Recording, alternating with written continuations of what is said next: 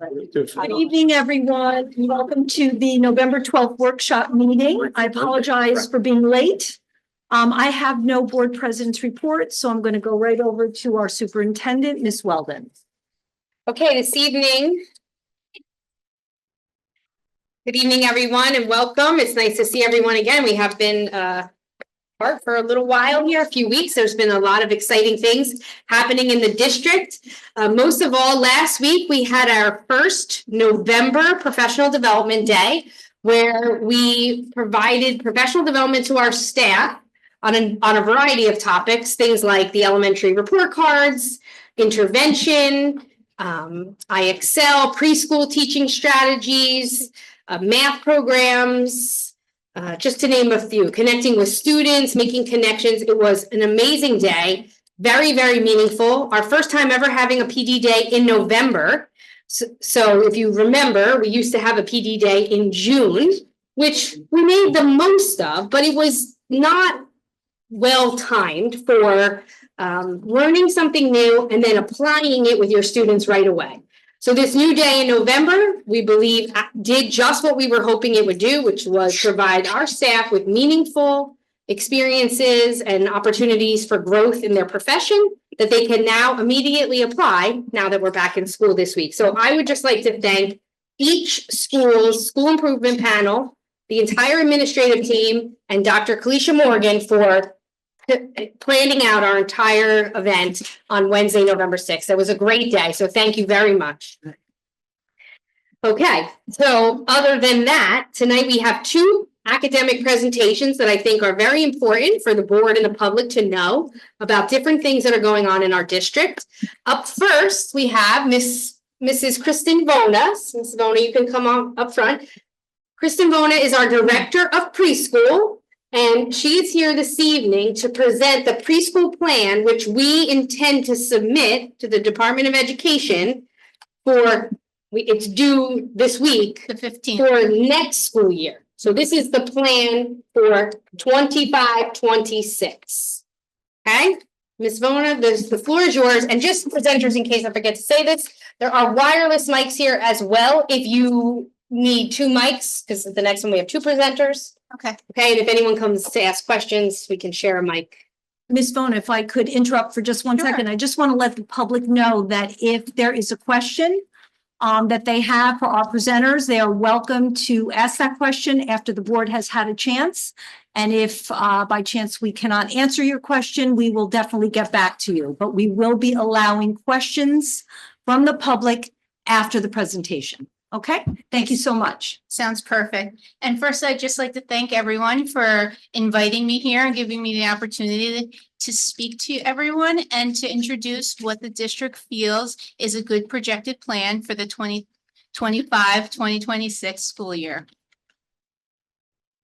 Okay, so what we'd like to start off with is giving you a little background about the Preschool Expansion Aid Grant and what it is. It's the Preschool Expansion Aid Grant is also known as the PEA grant, and it helps schools districts establish or expand their current programming so that they can service all 3- and 4-year-old students in their community. So why did we apply for this grant? There's many reasons, and some of the ones I want to highlight for you is the fact that it increases funding and it helps the districts expand. It provides free, high-quality programming for the community. The PEA also increases inclusion rates, which ensures that more children of all diverse backgrounds have access to early childhood education. And it also ensures that fewer learning, behavioral, and social issues for students in the future. Okay, so the next two slides are going to talk about some of the features our PEA program has within our district.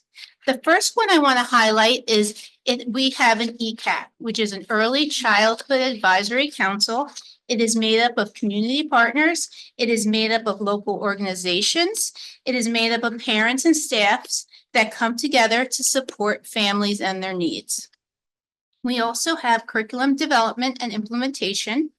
And we have training for all our staff using the creative curriculum, which is our state selected curriculum for our district. Ocean Township believes in including all students in general education to provide training for our teachers and our instructional assistants and all the people that service these children so they can be included in the general education classes to the most extent possible. We also believe in transition planning. And when we talk about transition planning, we talk about from preschool to kindergarten. We work heavily with the kindergarten teachers so they can understand any plans that we put forward for our students so that when they get to kindergarten, they understand the students as learners, how they learn best, and if they need any supports to be able to access the kindergarten curriculum. One last part on this slide is program monitoring and evaluation. So with our program, the state comes out and they monitor and evaluate us every year and let us know how we're doing and if we're meeting all the checkpoints.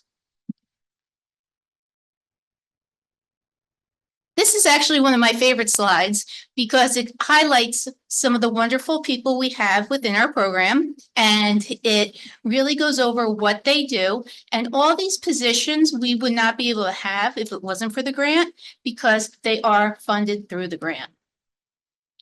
Our first couple of people that I want to go over are preschool instructional coaches. These people specialize in supporting staff and improving instructional practices within the classroom. We also have our CPIS, which is our Community Parent Involvement Specialist, and she works to engage and support families. We have our PERT team, which is called our Preschool Referral and Intervention Team, and it is made up of professionals that implement plans to support students experiencing developmental, behavioral, or educational delays. We have a behavior specialist that focuses on addressing behaviors within the classroom. And we have a social worker that helps to guide parents to get the resources they need and also support students in the classroom by facilitating small social groups.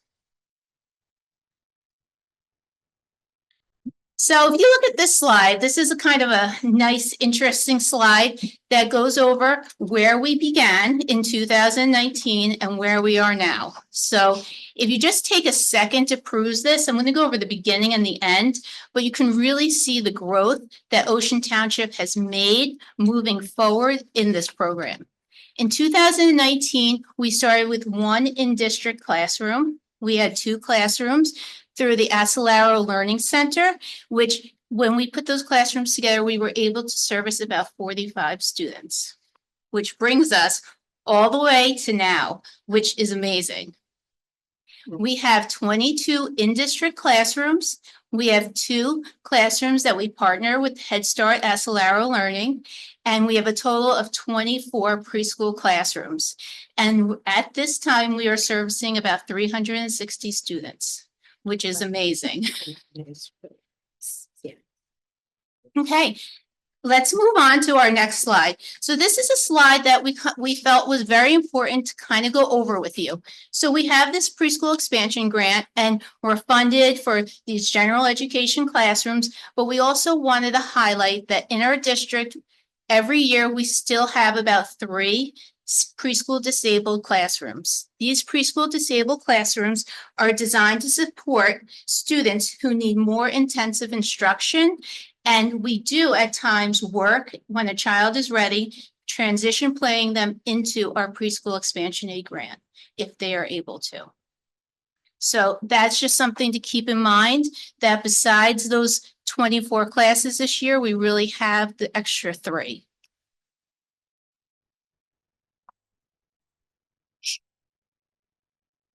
Okay, so these are just some current statistics that you should be aware of just while we keep talking and then we go into what we're projecting. So currently we have 9 students on our waiting list, which, you know, is not that many. So that's a pretty good number.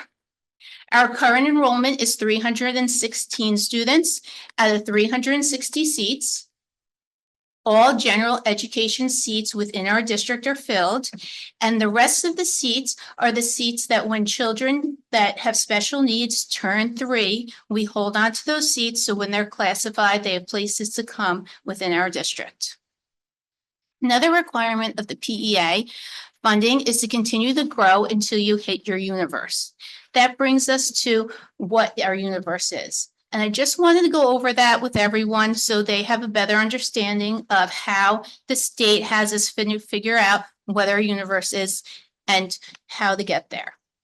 So the New Jersey Department of Ed calculates our universe as first knowing how many students we have in first grade. And we have 203 current first grade students as of right now. We know that numbers is always changing, but as of this right now, we have 203. They tell us to multiply that number by 2. And when we multiply that number by 2, we get 406. And that is what they feel is our universe for preschool. We multiply it by 2 because in preschool, we have 2 grade levels. We have the 3-year-olds and the 4-year-olds. So that is how they go ahead to figure out what our universe is. Okay, so this is our projected plan. This is where we want to go for the 2025-2026 school year. I'm going to go over it with you just so you have a better idea of what we were thinking. We would like to add 2 more additional preschool classes, one at the Wanamassa Elementary School and one at the Wayside Elementary School. We would also like to decrease one section of our Acelero Learning Center to have 1 classroom next year instead of 2. This will still maintain our partnership with Acelero, and it will still help us hold on to our grant because we would still have the funding. And we also want to implement class ratios of 12 general education students and 3 special education students across the district. So all PEA classes will have 3 seats for special ed students and 12 seats for general ed students. Right now, Just for reference, if I may, this year in one school, Yep. the ratio is 11 general education students and 4 seats for special education students. And we're recommending moving that to 12 and 3, just like the other 2 elementary schools, which will also yield additional general education seats next year. so we will have the continuity of 3 special ed students in each of the elementary schools. So moving from, like Kelly was just saying, from 4 at Dow Avenue School to 3, that will yield 6 additional general education seats for our district. Okay, this is just a kind of a fun slide that I think visually represents what we're doing pretty well, just so you can see. If you notice, in the black is where we are now, and in the red is what we're projecting for next year. So if you look at our in-district classes, we would be going from 22 to 24. If you look at our Acelero, we would be going down from 2 to 1. We would have a total number of preschool sections that were 24 to 25, and we will be able to service 375 students. Now, just look at the footnote really quick. That's 303 general education students, and we would have spots for 72 special education students as we go throughout the year, because we know when kids turn 3, our district is required to give them programming. So that would be their rolling admission throughout the whole year. Okay, so the impact on the Township of Ocean School Districts, this is kind of like how we're going to sum up the plan. We will have 18 additional general education seats for our district. We will have 3 special education seats in all of our preschool expansion aid classes across the district, which will even out all 3 schools. Another big thing that parents really like that we do is at the end of the school year, students who were in the program as 3-year-olds that will be in the program as 4-year-olds have the option that if they're placed in another district school to return home to their home school. So that would be offered again. And then if you look at our numbers, this is kind of just how breaking down the 25-26 school year. Currently, we have 149 four-year-olds. Moving on to kindergarten, that equals 123 gen ed and 26 special ed.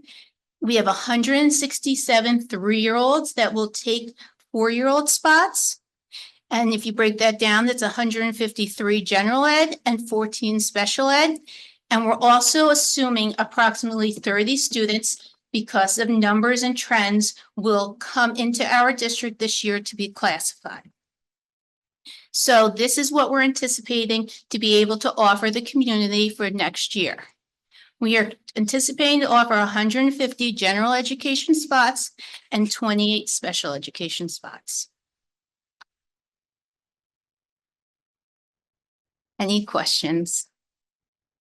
Ms. Gilman? Yeah. Just curious as to why we're reducing the Acelero from 2 to 1, the Title I. Are we going to absorb those students into our other buildings? So one of the things with Head Start, we know it's a income eligibility enrollment process, and we are not maximizing all the seats we can use there. So even on our wait list, we have some students that would not be eligible for that. Okay, So- so it's an eligibility. Yes, so bringing that class back, kind of, because we're dropping one and adding two, that would actually help us service more students. And those seats are sitting unused right now. Mr. McCarthy? Wonderful presentation. Oh. Thank you. It was very easy for me to understand, so that's the hardest part, right?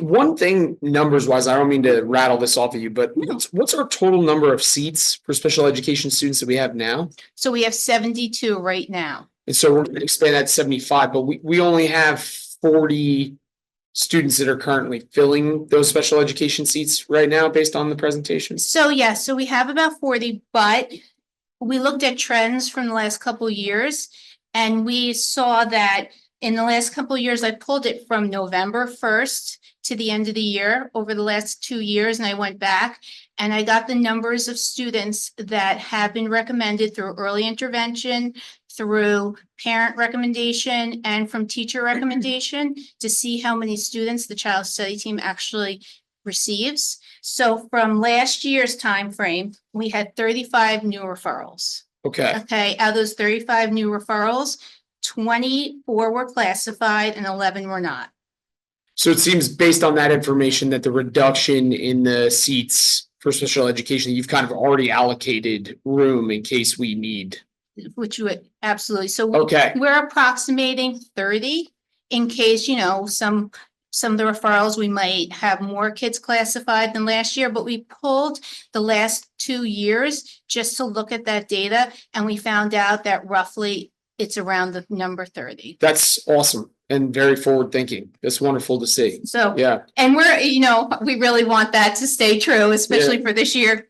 But it was interesting too. And one of the things we found interesting was that when I was looking even deeper into it, our early intervention kids that get referred, we have about half of them that get classified. Okay. And to me, that seemed like a pretty low number. Like when I hear early intervention and I hear kids coming in to get classified, I would have expected more. But on our parent and our teacher recommendations, almost all of those students got classified. Ms. McGovern? Hi, great. Thanks. Is it a goal of ours, and I think you mentioned this, but I'm not sure if this is what you said, so I'm just clarifying. Is it a goal of ours to always have a classroom that has, a lot of classrooms have the 12 and the 3 or 13 and the 3, so we maintain that special ed in with our gen ed even. So even if we have, say, more seats in gen ed, we still want to maintain that model that we've always had, having some student, like some classrooms have full. So, I'm going to try and answer your question. Let me know if I answer it wrong. So our goal and the goal of the state as they came in and gave us recommendations, they said between 1 and 3 special ed students in each class is like the sweet spot. So we were hoping that we could bring the numbers down to 3 across the district. It would be have more, it would be equal across all 3 schools. But we also looked at the numbers since we're adding the 2 new additional classes.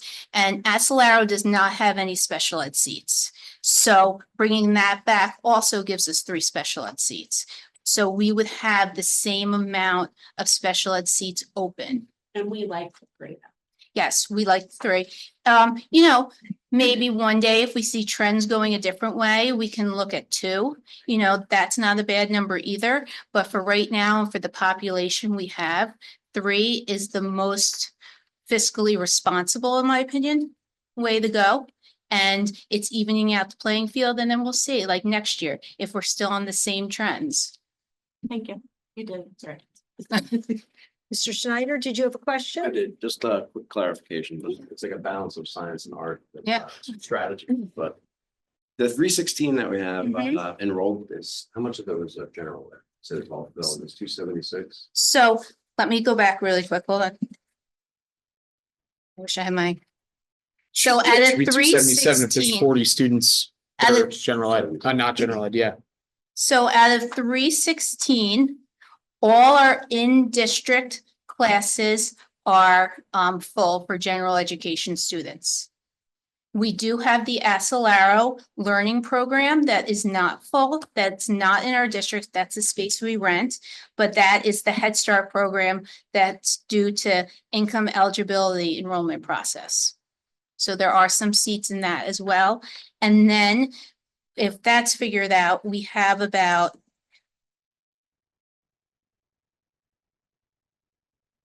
32 spots as of right now for special education students throughout the year. That if they come and they turn 3 or they move into our district classified, we take them.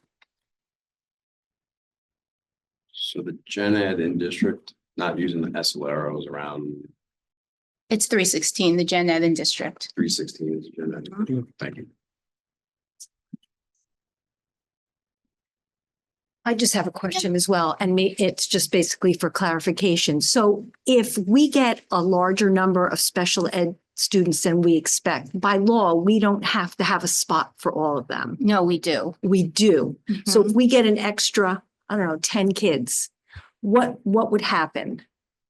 So right now, let me go back to I just want to make sure I have the right numbers in front of me for you.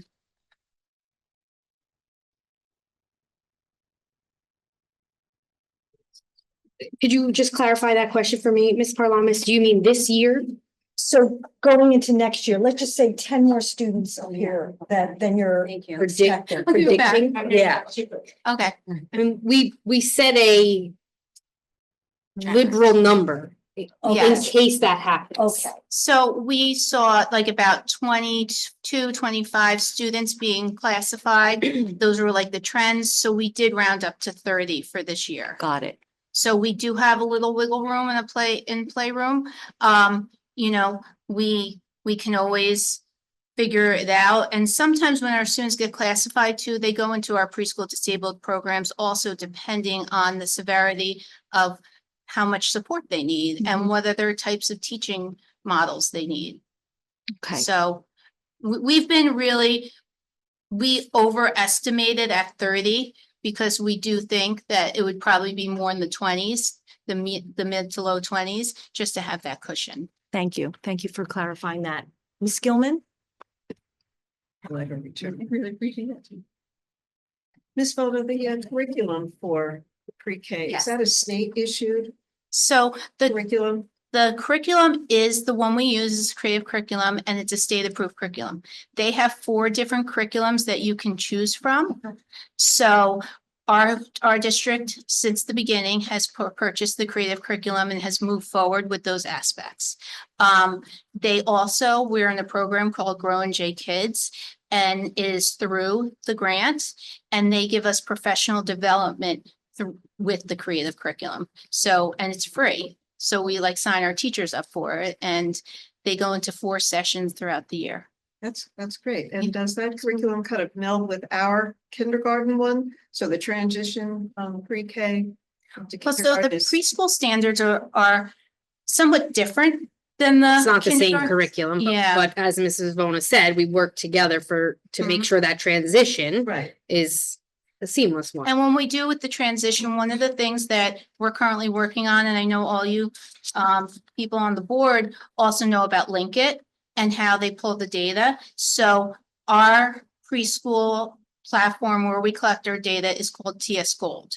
TS Gold is going to talk to Linkit. So when we transfer our information over to kindergarten, even though it's not the same programming, they have the students' learning needs, their learning styles, where they were in the preschool, where they were in the preschool curriculum, where they were meeting the standards in preschool. So the TS Gold takes all the preschool standards and it breaks them out, and the teachers assess each one for the students depending on the age level they're performing on.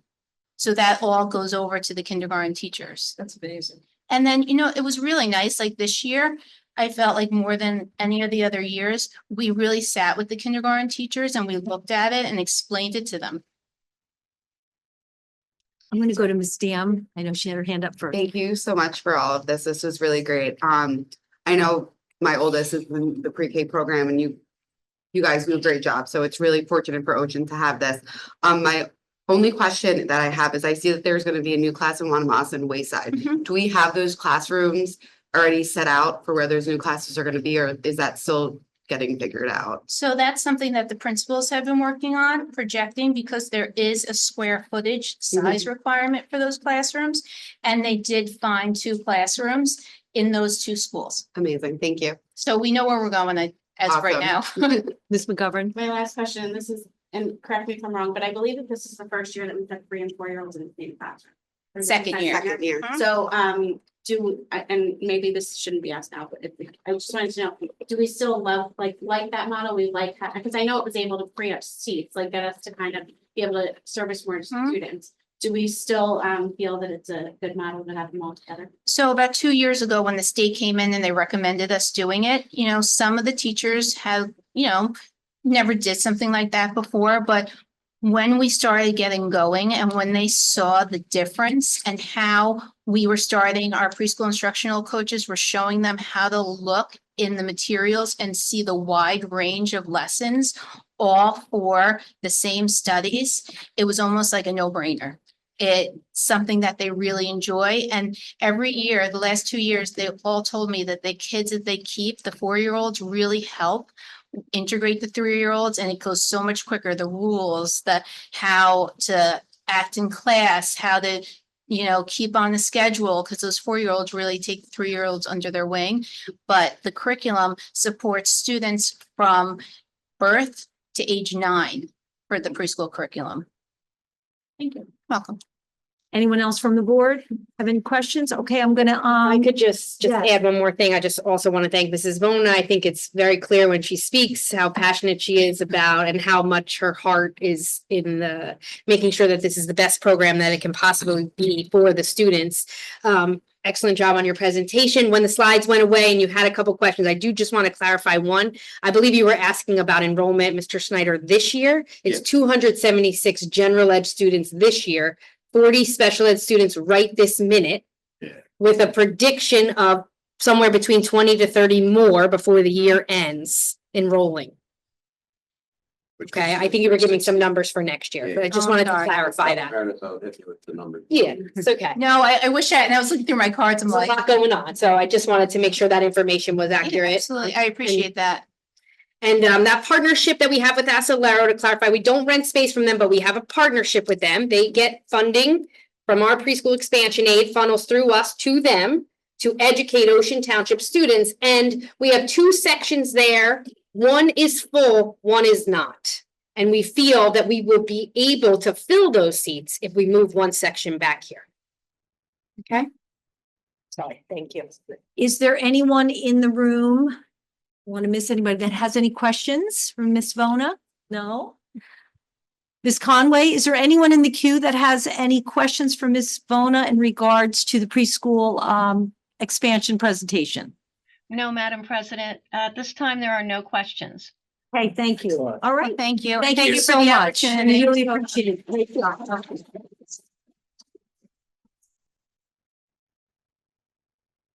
Okay, next up, we have a presentation by our two math supervisors. I'd like to introduce Mr. Rich Steckon and Mr. Greg Cologne, who are going to present to us on driving math achievement, initiatives fueling student growth.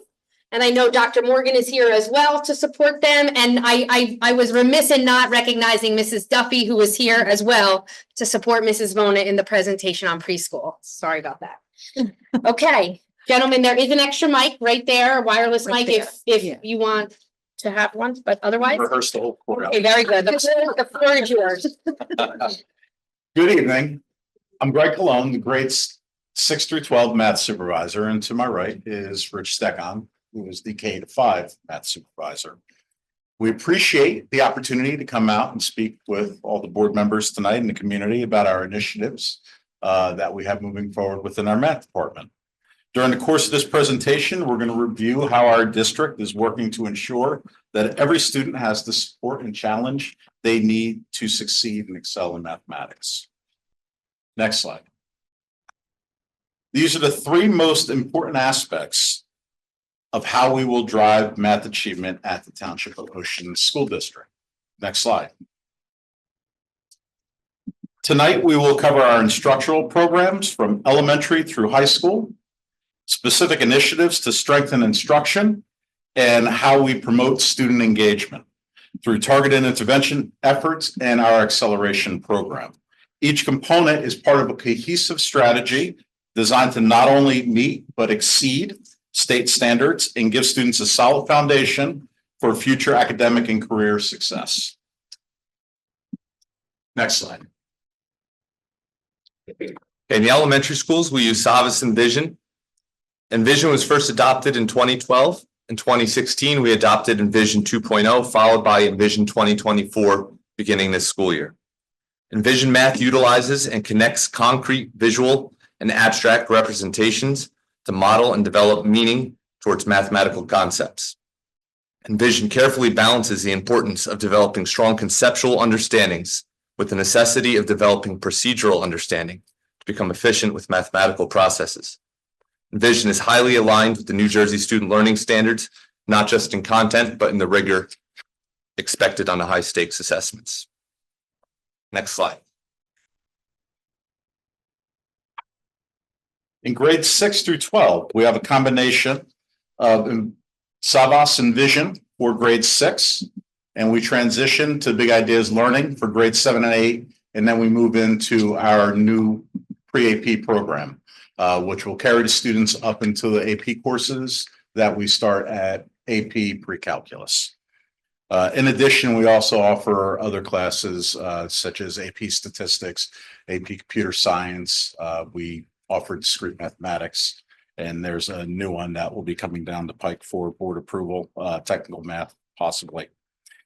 These programs all offer differentiated instruction and digital resources, which allow teachers to adapt the lessons to each student's level and style of learning, each containing interactive lessons that makes complex concepts accessible to all students.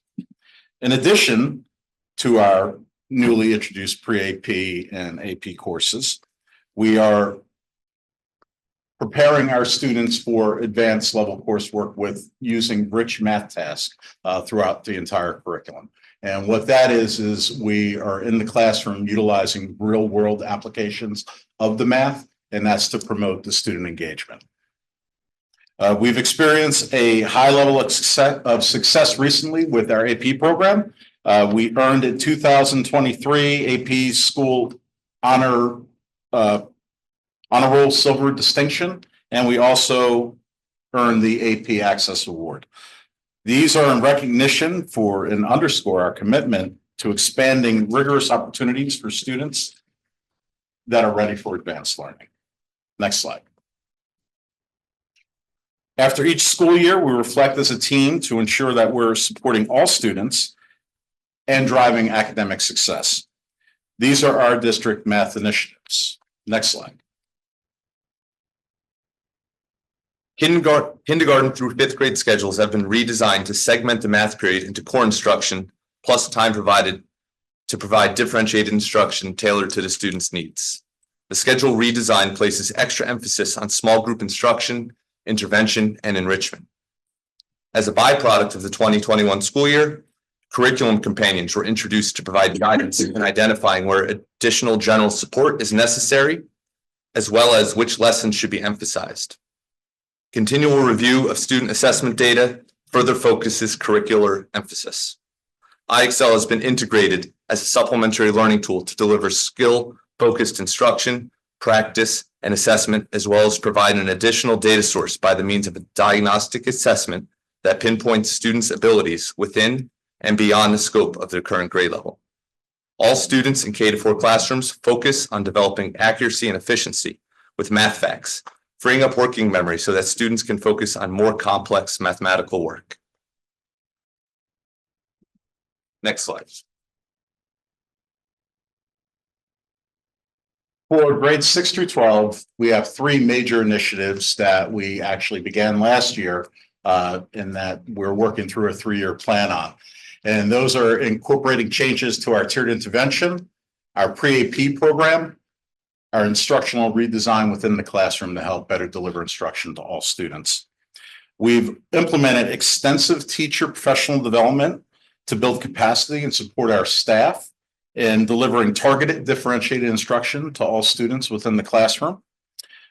We are aiming to build the students' analytical and collaborative skills through rigorous and engaging activities such as the rich math test that I described earlier.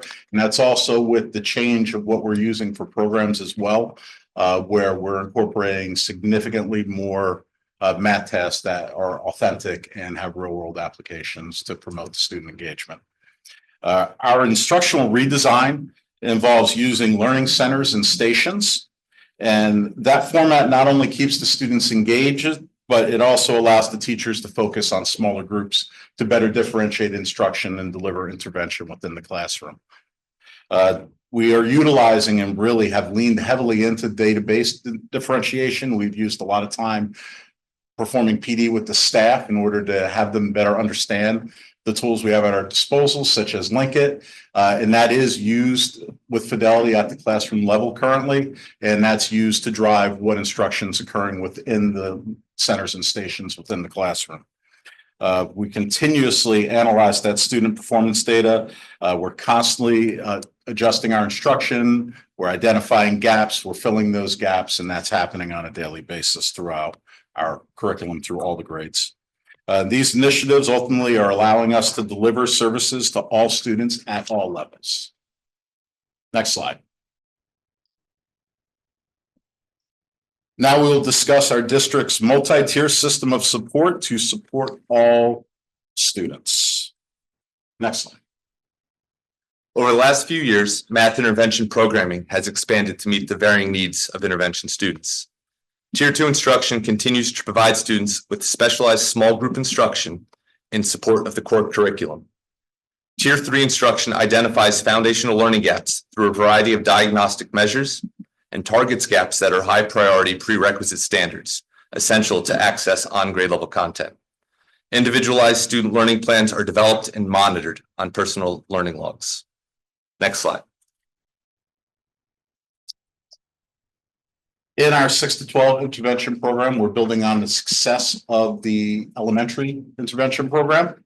We're offering push-in support at tier 2 support at the middle school, the intermediate school, and in the high school, we're currently offering push-in with Algebra 1 and Algebra 2 because those are the areas most in need, with plans to roll that out to geometry as well.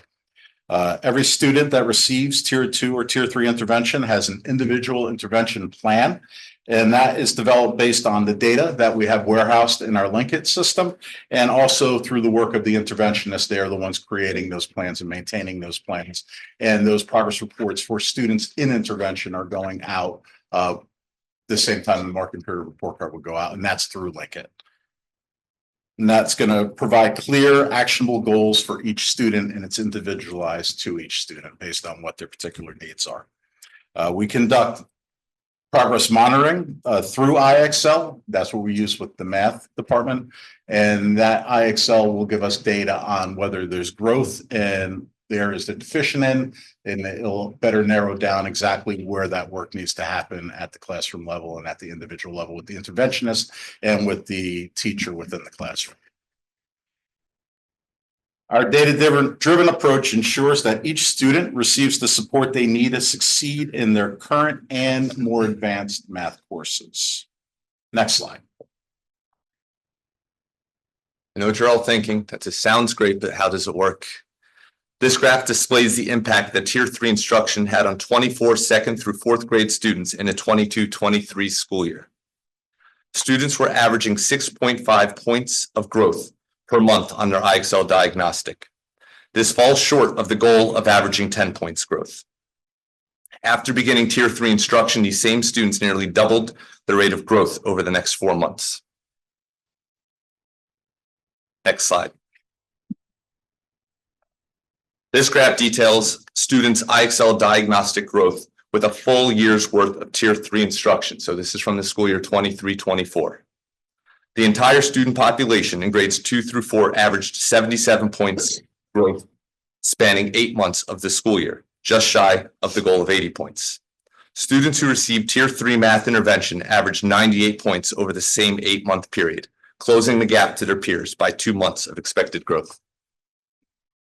Sure is. Next slide.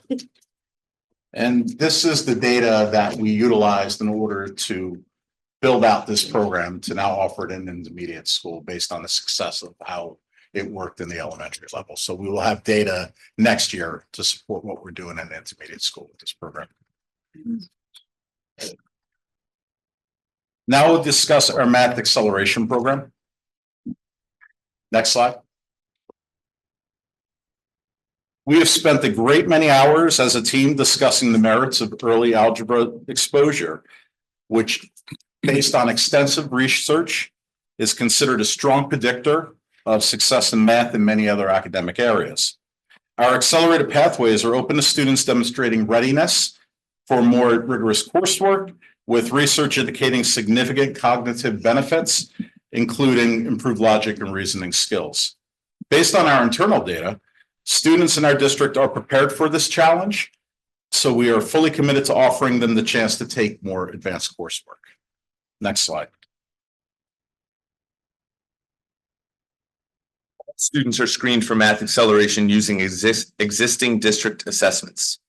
Students demonstrating mastery of on-grade level standards are then assessed with an end-of-year assessment from the following grade level. Students who are not yet able to show proficiency on the next grade level assessment are offered opportunities to reassess, creating a multitude of pathways for students who demonstrate readiness at different times. Classroom teachers help prepare students by utilizing the differentiated portion of the math period to intervene, extend, and enrich. This means that students showing mastery of current grade level learning goals are offered opportunities to extend their learning to correlated learning standards from the next grade level. This leads to an increased level of readiness for students attempting to skip the next grade level's math course. Next slide. These are our current course pathways that are offered in the intermediate school. And it allows and it gives many opportunities for students to accelerate at their own individual pace based on the level of rigor that they're able to endure in the classroom. Our accelerated options lead students from grade level math to advanced courses such as pre-AP Algebra 1 and geometry in middle school with their peers. And our pathways also allow for flexibility with multiple entry points, including options to support students who may need to slow down or speed up based on their individual progress. On our next slide, I'll discuss the newly established acceleration pathways. So these are our new pathways that were established in the 21-22 school year. And previous to this, for many decades, typically a student, the highest level they would be able to achieve without a few unique cases that we would bust to the high school would be Algebra 1 in 8th grade.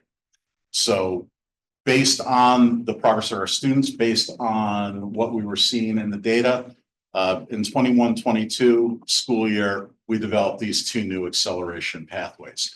So to your left, that's our grade 5 acceleration pathway. Those students are brought into the program at the end of 4th grade. They skip 5th grade math and go directly into math 6 as a cohort. And those students ultimately will end up taking geometry, which as of last year, the second year, we offer it at the intermediate school. So we have a full class of geometry taught at the intermediate school for 8th grade students. Full class, we have 10.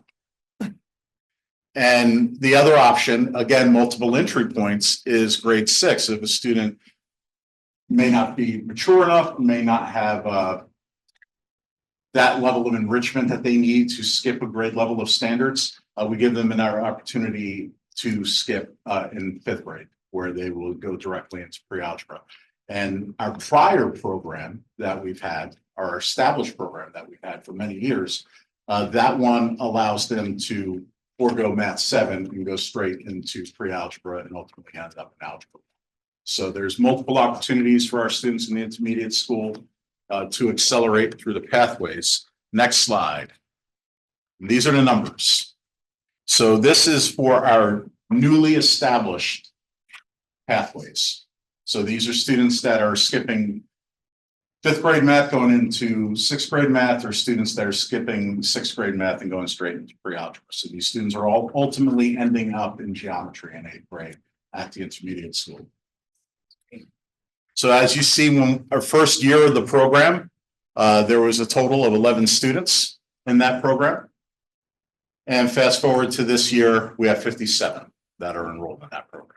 So those are 57 students that are skipping a grade level of math, and it's positioning them to be able to take geometry in the intermediate school. And if you look diagonally through, that follows the cohort. Next slide.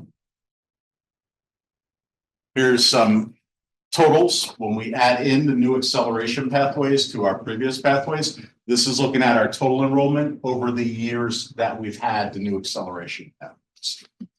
So when you look at the inverse, that group of 8th graders, we've had geometry in 8th grade for 2 years. Each one of those classes had 10. So that's the 20 that we have for 8th grade. If we go up to grade 5, we have 50. So those are students that are ultimately going to be taking geometry in the intermediate school, which that would be at least 2 sections. So we have a significant amount of students that are being serviced, and the established acceleration pathways that we've always had, it's adding to those numbers significantly. And it's putting students where their ability has, where they're capable of succeeding. Next slide. I know what you're thinking again. This sounds great, but how are these students doing with this accelerated rigorous coursework? This pie chart demonstrates the success of 7th grade algebra and 8th grade geometry students have had on the NGSLA assessments. Meeting and exceeding rates at nearly 97% highlight the tremendous success of the students enrolled in an accelerated math track. Next slide. Next slide. Thank you again for your time and attention. Please feel free to contact us to discuss any aspects of our math initiatives in further detail. Have a wonderful night. Wow. Questions? That was very impressive. Really. Thank you. We have a lot going on. Wow, I just learned a whole heck of a lot. Does the board have any questions? Mr. Weinstein? Thank you. Nice presentation. Thank you. So, one of the things I think happens once or twice a year, and also when we're around town, we always get questions about what are you doing to improve the math scores, right? So is there some kind of forecasting predictability that you think we have here? What this looks like down the road when kids are taking SATs, and all that kind of stuff? Is there a way to think through that? Because I guess, as a community, everybody is well aware of how the district's rated and all that kind of stuff. And whether it's fair or unfair, it still is out there. And so I think one of the things that kind of always comes up is our test scores and how that works. So is there a way to predict how this is going to turn out? The only thing that I could speak to with fidelity is what we're doing on the classroom level for the students And those are those intervention programs that we have in place. There's tier 1 within the classroom that the general ed teachers are delivering, and tier 2 and tier 3 delivered by interventionists. That potentially, in theory, would have a positive effect, but I cannot speak with fidelity on where our scores would end up from.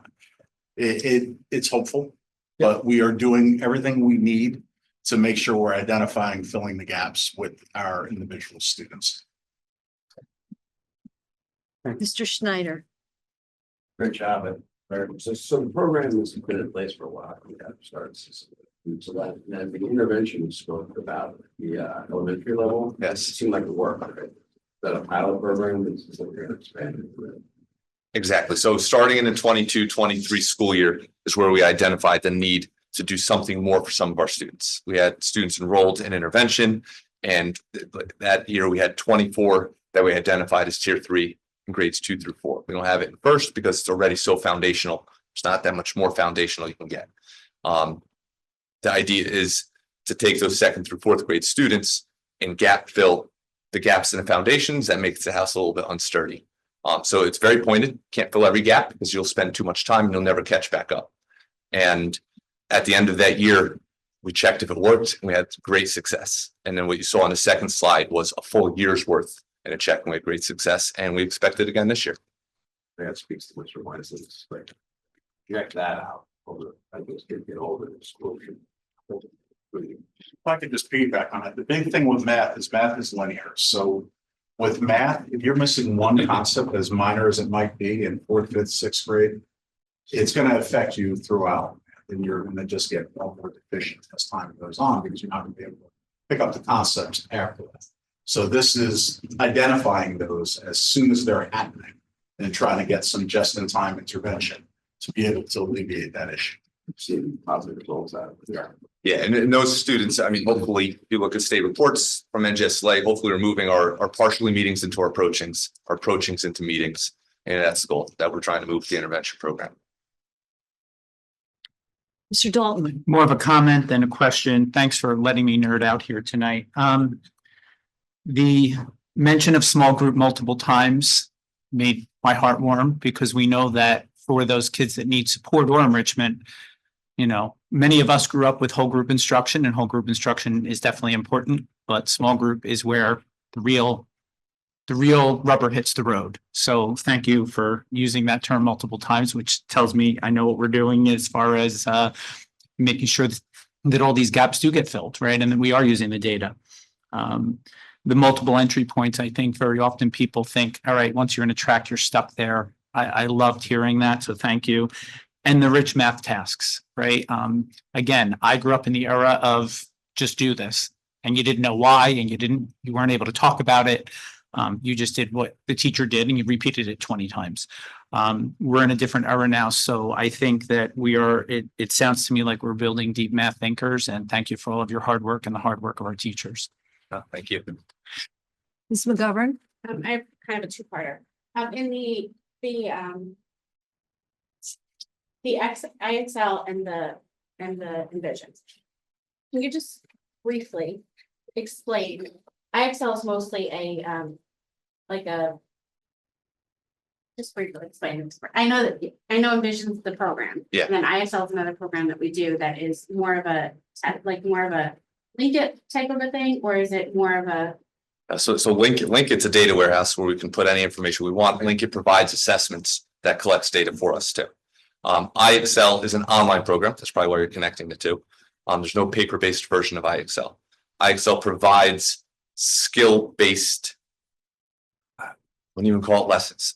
You can identify a skill and teachers can use that skill to teach students with, and then students can do independent practice and they can even do assessments with it, but it targets certain skills. So we use Envision as our core math program. Envision follows the NJ student learning standards to a T. When we identify that we need extra support with certain skills, but our Envision curriculum is moving on, we can go towards IXL to target those skills. We do that to go below grade level. We do that to reinforce on grade level, but we also use it, as we mentioned, to prepare students for acceleration above grade level. An example of that would be, I had a 4th grade teacher tell me this week, they're working to a certain place value. They're doing multiplication up to the thousands times one digit. He goes, but the students that are doing that, they're doing up to 100,000 times one digit because that's fifth grade. So right now in November, fourth grade, they're getting ready for math acceleration.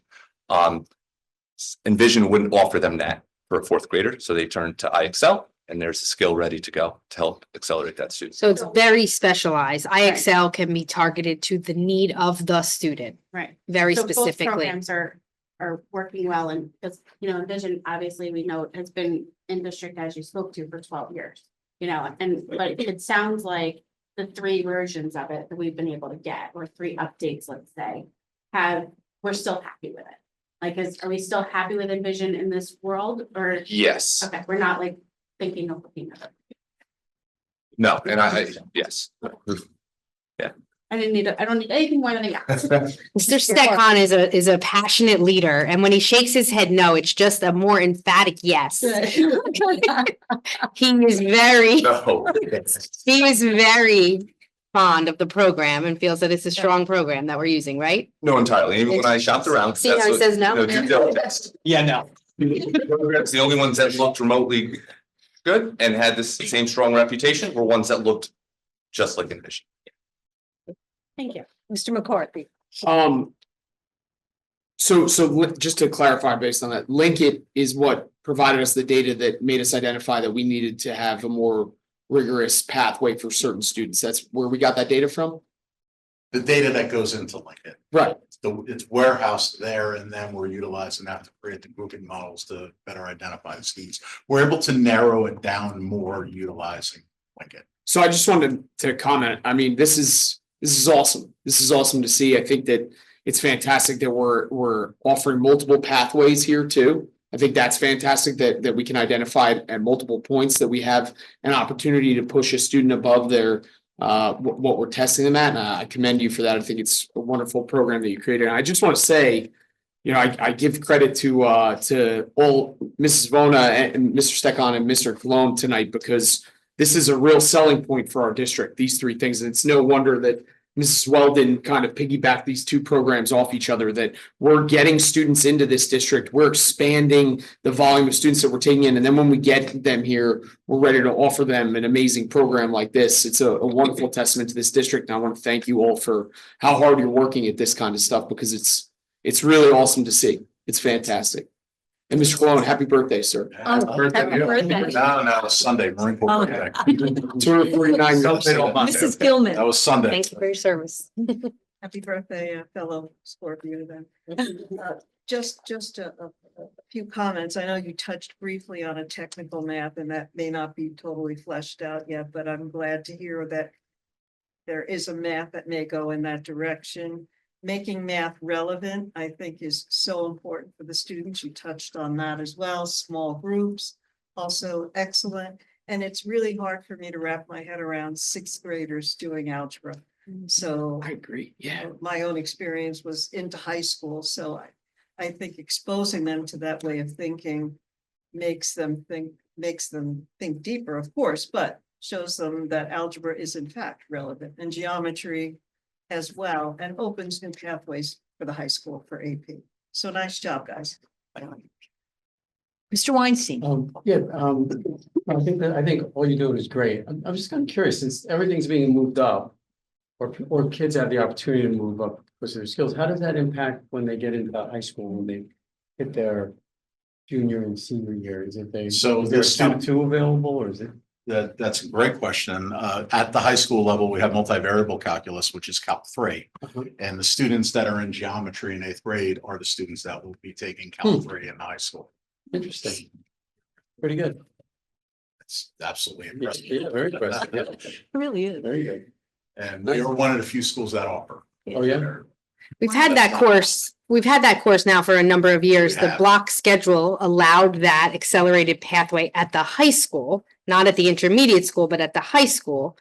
But now we think with this acceleration at the intermediate school, those sections should get larger, which is great, which is a wonderful enhancement That's pretty cool. to that. Nice. Does the board have any other questions? Okay. Anyone in the public in the room have any questions? No? Okay, Ms. Conway, is there anyone in the queue that has any questions on math achievement? No, there are not. All right, thank you so much. Thank you both so very much. Great job. All right. This concludes my report. All right, thank you very much. All right, with that, we will move on to the school business administrator's report. Mr. Hastings. Thank you, Madam President. Just three quick updates. Today, we had a meeting at the intermediate school with contractors to review our boiler project. As a reminder, we're replacing the second set of boilers at the intermediate school this year with a bid opening of November 22nd.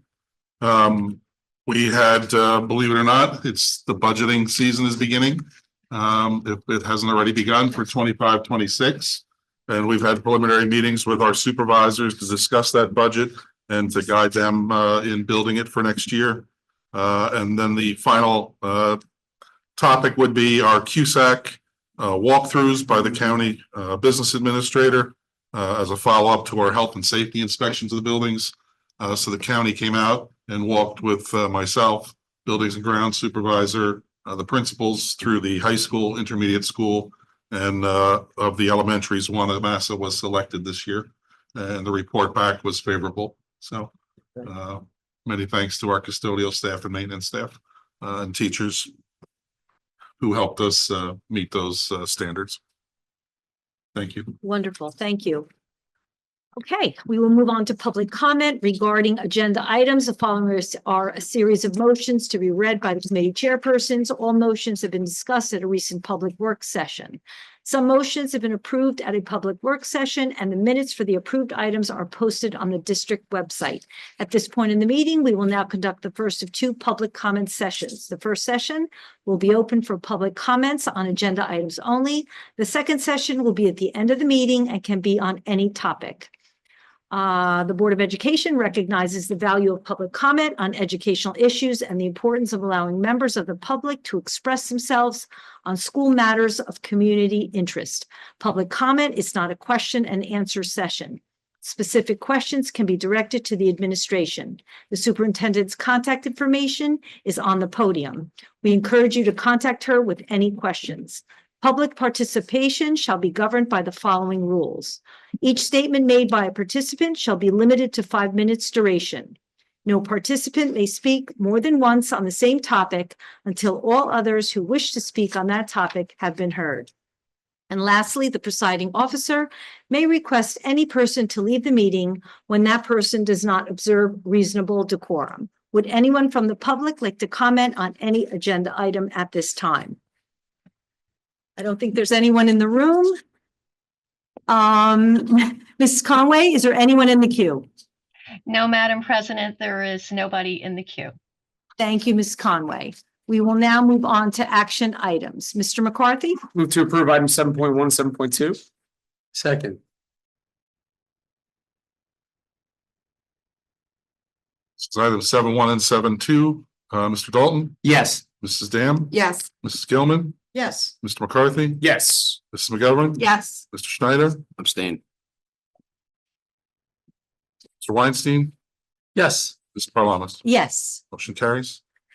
Thank you, Mr. McCarthy. Personnel, Ms. McGovern. Yes, I'd like to move personnel items 8.1 through 8.14. May I have a second? Second. All items 8.1 to 8.14. Mr. Dalton, Yes. Mrs. Dam, Yes. Mrs. Gilman, Yes to all, recused from 8.11. thank you. Mr. McCarthy, Yes. Mrs. McGovern, Yes. Mr. Schneider, Yes. Mr. Weinstein, Yes. Ms. Parliamentary. Yes. Motion's carry. Thank you, Ms. McGovern. Financial Management and Resource Services, Mr. Weinstein. Thank you, Madam President. I'd like to move for approval items 9.1 to 9.6. Second, please. Second. Thank you. John, can you second that? Does anyone have any questions regarding 9.1 through 9.6? Ms. Gilman? Where is Just Speechy located? Clever name, but I saw Speech Tree location. I looked on there since we're using them as an independent I don't know their location. I can try and find that answer for you for next week. Wondered if it was local or kind of I'm local. sorry, I don't know. Okay, no, fine for next time. Mr. Schneider? When I looked at it earlier, I was Oh. curious, why do we have two speech pathology services? The special needs department has a need for speech therapists. However, one company can't cover the entire needs of the district, so we have a second. In speaking with the director, the assistant superintendent this morning, we're going to start with the speech tree because it's slightly less and they have someone identified who can help us. And just speechy will be used second as a secondary source. Thank you, Mr. Hayes. Anyone else? All right, maybe we should move those items and then move on to discuss. Yes, and we'll discuss it. Thank you. This is for 9-1 through 9-6. Mr. Dalton, Yes. Mrs. Dam, Yes. Mrs. Gilman, Yes, Mr. McCarthy, Yes. Mrs. McGovern, Yes. Mr. Schneider, Yes. Mr. Weinstein, Yes. and Mrs. Parliament. Yes. Motion's So- carried. Jeff, is there anything you want to say about 9.7 and 9.9 before we open it up? 9.11. Oh, 9.11, sorry about that.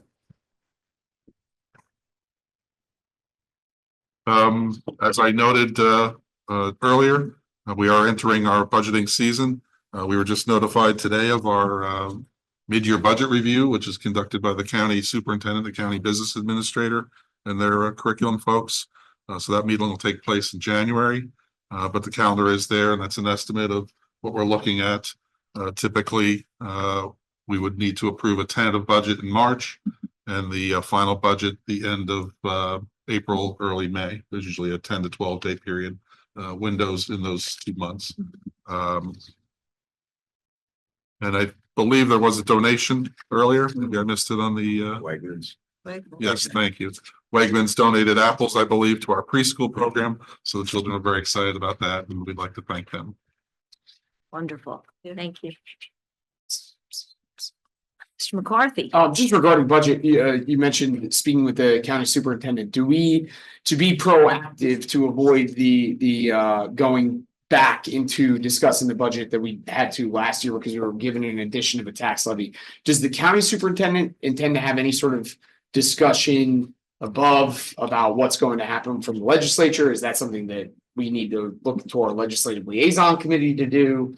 What is the advice for handling that sort of thing? Is there another channel I'm not mentioning as an option that I'm unaware of? No, I think certainly contact with our legislators is appropriate and always positive. The county office provides us with information that they receive from the state. So they don't necessarily have immediate direction until the legislature either passes a bill or provides them with additional instructions. So I would not look to the county necessarily to give us sort of proactive or future looking advice. Right now, their advice is to look at either a flat budget for us going forward and any adjustments that would be made to the budget would be based more on enrollment than anything else. So we're looking at a flat to slightly less based on some enrollment issues coming up for 2026. Okay, thank you for answering my question. Mr. Weinstein? Yeah, I would probably suggest that we just figure out at the beginning of January or something that we do meet with our legislators and find out what's kind of going on and what the opportunities might be or what they think might be happening. We probably should restate how that was a little bit by surprise what happened, and if we knew that earlier, we would take different action possibly, just to understand what's available. Just thinking, about what's going to happen with our board come January. We're going to have new members present, a new member present. We're going to probably reshuffle committees, but I don't think that this is something that we should wait for. But I also don't think it's something that we're going to want to schedule ahead of December. So my theory is that the current committee will schedule this and then we'll move forward in January with that, as long as the board has no issue with that. And we'll schedule that with our representation in Trenton. Is that okay? Ms. McGovern? I would just say that all that's well and good, but we should also be realistic in knowing that the minute budget is closed, there will be money most likely that we're not gonna know about. Yeah. Because in the last many, many years, there has been different kinds of aids that have come in that have not, we haven't, anticipated necessarily or anticipated the number on the right side, not always on the right side of it, right? Sometimes we thought we might get this extraordinary aid that would, we will have, say, I'm using round numbers. I'm not in my head of knowing this, but 10 million here when we only got 8, or 8 million here when we got 12, so I would say that I agree that, it's not a bad idea to speak to them, but I think that we also need to just be aware that more than likely, when everything's said and done, and after we've gone through the grueling process of budget, that money will be somewhere. Yeah, but you can only control what you can control. And we can Right. control setting up That's the what I'm meeting, saying, right? So No, I'm saying, gotta, Let's hope so. you gotta do the best we you can. right, we Yeah. have a lot of anger at the end, a lot of sometimes, and it's, Misdirected.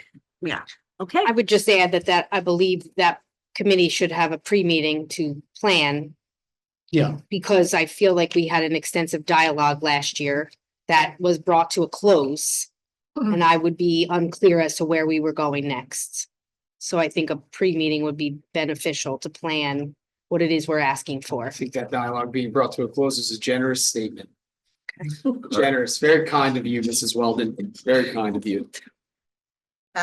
Yeah. Very kind. all right. Thank you.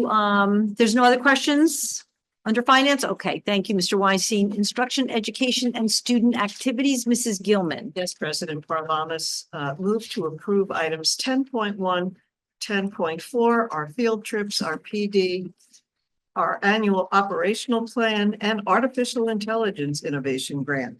All good things. Can we please have a second? second. All right, is there any questions for instruction? Items 10.1 through 10.4, Mr. Dalton, Yes. Ms. Stamm, Yes. Mrs. Gilman, Yes. Ms. McCarthy, Yes. Ms. McGovern, Yes. Mr. Schneider, Yes. Mr. Weinstein, Yes, Mrs. Parlavas. Yes, Motion's carried. thank you, Ms. Gilman. We will now move on to policy, Ms. Gilman. Yes, we have approval of first readings of revised or new policies. If you've had a chance to read those, know that there is a new one for grievances and the rest are revised, so you may study them at your leisure and we will vote on them next week. Any questions? second. Oh, sorry. Just some clarification, I do believe it is new because we did not have it before, but it is not newly released by Strauss Esme. This is in part of our look back over Yep. policies that we may have not adopted in the past. So this one is coming on. That's correct. Yes. Thank you. Right, thank you, Ms. Gilman. Public Relations, Mr. Weinstein. Yes, like to have a discussion around around 13.1, the USDA National School Lunch Program. What would people like to discuss? Is there anything? This was from our meeting that we had. Yes. To say, hey, can you Mhm. The give us? board some had asked, information? directed us to put together or ask Sodexo for a snack list because we had provided, I believe, the menu, the nutritional information about the menu, the main menu, but it did not include the snack and drink list. And I believe this list now, although it's called snack list here, does have the drinks on there as well, if I remember correctly when I reviewed it. And then we just had a few other things that Sodexo had provided for us, so we've attached those as well for your review. Some of this has already gone out to the community in my message from the superintendent monthly newsletter that I put out, so that the parents now have access to this nutritional information on the menu options, if that's something that they want to look at. But the snack list is not there, so it's here now for your review. Yeah. Per your request. Okay. Ms. Dam? Yes, thank you. So I went through the NutriSlice website app over the weekend. I don't know if anybody else did that as well. I think it's a really helpful tool for parents to see what's actually there. But looking at it, just looking at the breakfast offerings today, I have it pulled up, but there's just a lot of items on there that is just filled with sugar, filled with additives that I understand that's what, I guess, part of what we signed up for, but I feel like we need to do better, or we can look to do better to do that. I can go through some of the, the items if you guys want me to, but I think also with the statements from Sodexo, on paper, it sounds really good. It sounds like they're doing things, but then you're looking at the menu again. They don't seem like they're going hand in hand with me. So again, and this is where I was kind of at a standstill last. I'm not sure exactly where the right place to go with how can we do better? Where can we go? Is it that we want to go out for an RFP with Sodexo, or give a chance for another vendor to come, or can we have Sodexo come in, talk to us about alternatives that we can be asking, giving the students? That's where I'm kind of at the standstill. The only where thing we I should can go. tell you is we can't really ask Sodexo to come in because it's kind of like we're overstepping. That's something that the administration handles. I don't know, I'm sure I missed the last meeting and I'm sorry. So I missed the whole conversation that revolved around it. I don't know if it was brought up to you, and I think it was, that there is a contract, there's a current contract. And we're kind of bound to that contract within limitations. And I'm sure Ms. Weldon can tell me if I'm wrong or not. And I think the only thing at this point that we can do is, I mean, I don't know if we could perhaps ask or direct Ms. Weldon to maybe ask Sodexo if there are other more nutritional options that they could add. I don't know if they can do that, but that may be something that we could try. And then it would be up to the board. I mean, come whenever the year is over, look into perhaps putting out an RFP. I don't think you can do it mid-year. But perhaps for now, we could ask them to see if they could add some healthier options. Yeah, I don't think it's about adding more options. I think it's about giving alternatives, like for Cinnamon Toast Crunch, what better options do we have for that? Alternatives. For the cinnamon Pop Okay. Tarts, what other options do we have of that? The snacks that were just shown up there. I mean, there's many snacks that have dyes and additives that are terrible for people to consume. And I think also with the Nutri-Slice, it's overwhelming a little bit and not knowing where to go from here with that. Okay. Mr. Weinstein? Yeah, I think for me, the part that was disappointing is when you look at all the stuff, especially the breakfast things for the elementary schools. I mean, it's basically cakes and pies, it just doesn't. And the other part I think was interesting was that the first picture looks like it's oatmeal. But I was like, okay, we got some instant oatmeal or something. But it seems because the whole thing about engineering sugar out of people's diets, Right. and trying to curb obesity and all that child obesity and juvenile diabetes and all that kind of stuff. Seems like that this is going fairly counter to that.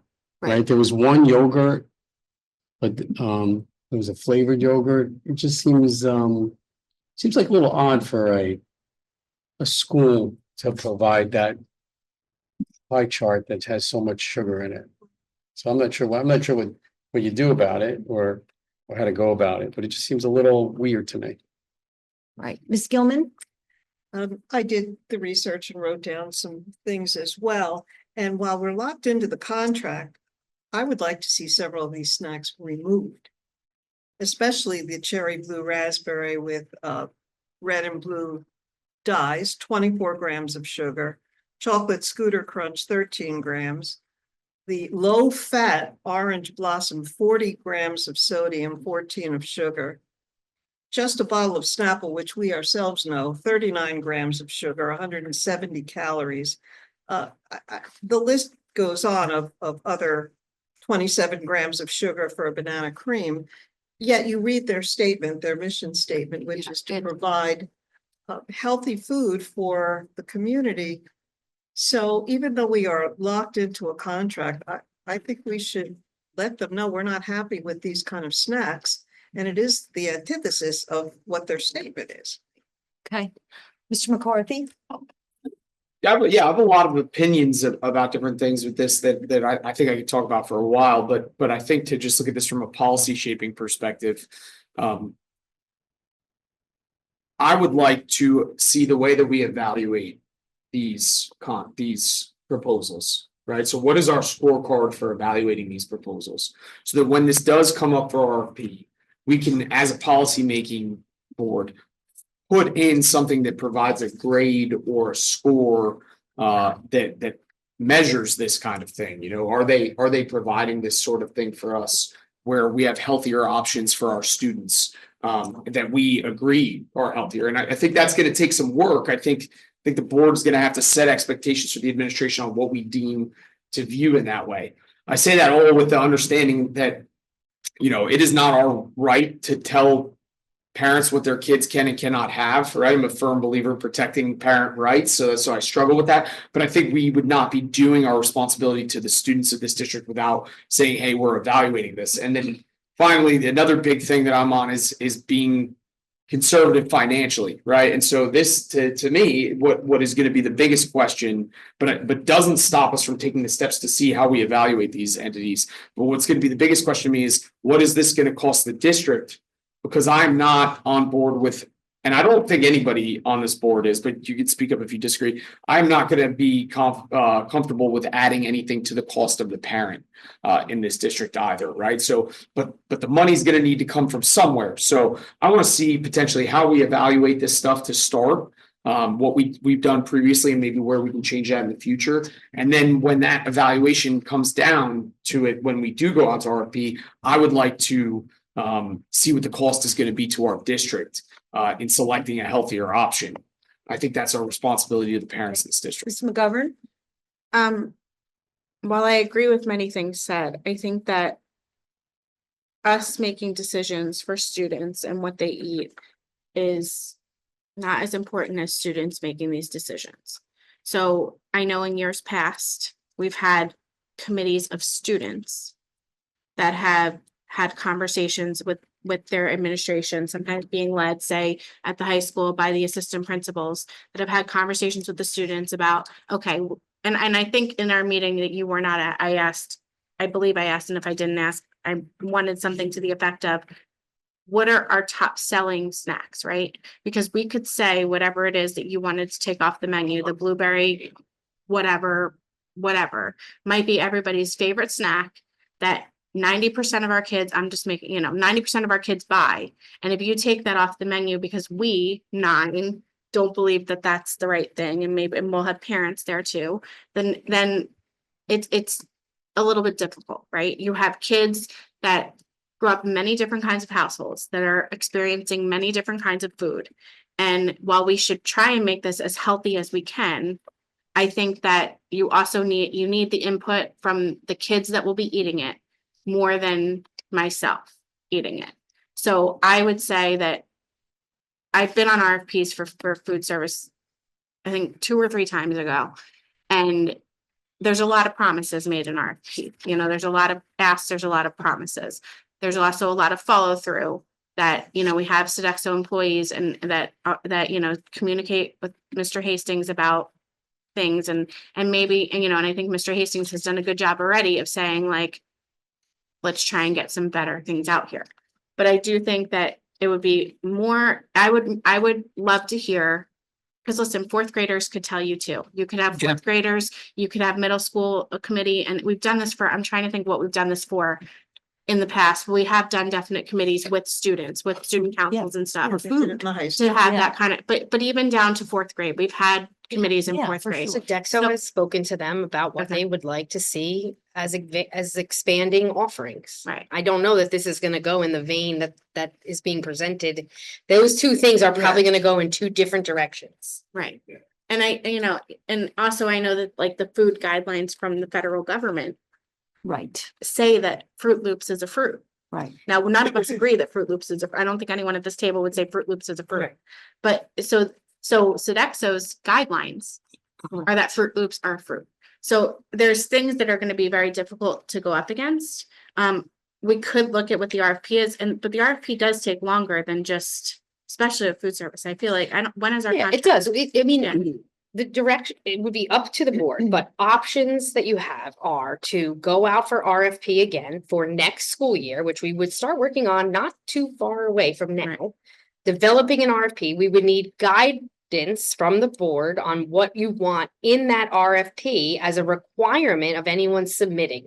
Like if we were going to say, we want you to provide, just as an example, organic only food products to our students. That would have to go into the RFP. So someone who was submitting would know that's the expectation. That's just one example, right? We would like you to provide food. One choice a day that You're not has- permitted to provide any food that contains a red dye. That could be a requirement that this board decides to put in, and we could go out for RFP. And then we would have to see what we get and what that costs the families in the district. And then we'd have to choose. And we may have to go out for RFP again. And then we might have to go out for RFP again. And all of that can happen. We can do all of that. That is, I think, just a clear line to the action that you can have. And perhaps a PR committee, just as a respectfully, a suggestion, could get together prior to create this list of deal breakers and must-haves that this board would like to see in an RFP. And I would say that we should start sooner than later, because I feel like, first of all, Sodexo has every right to submit again, so we cannot in any way take that away from them. They have every right to submit again. But in case we are not happy with the results, either financially or what we get, we may have to tweak our RFP and do it again.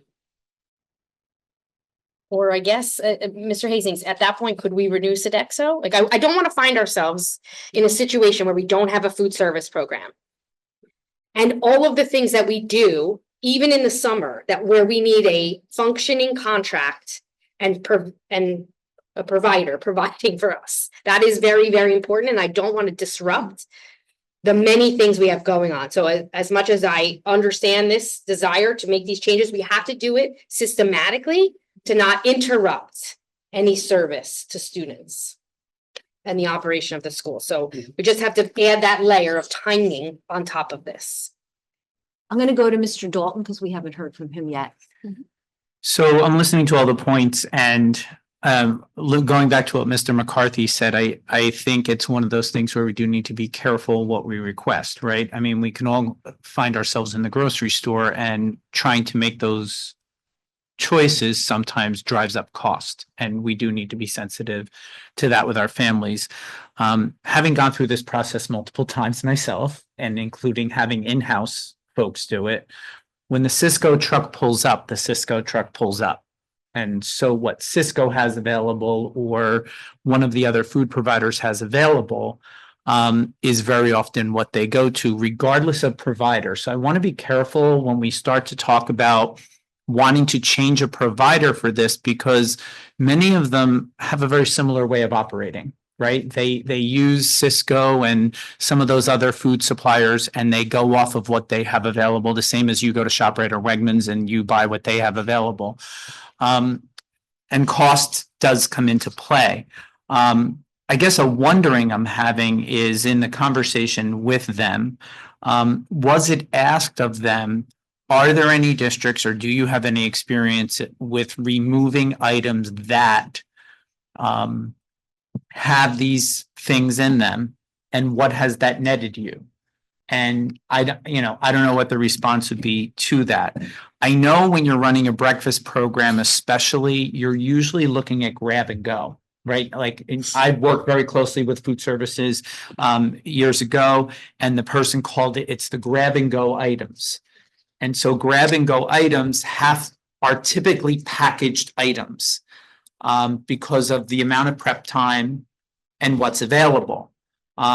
So I'm just wondering if Sodexo has any experience with removing some things, and do they have cost-effective options to those? Because, you know, I remember years ago, people said, well, put granola bars on there. Well, some of the granola bars, when you look at them, have more sugar than the cereal, and more calories and more fat than the cereal.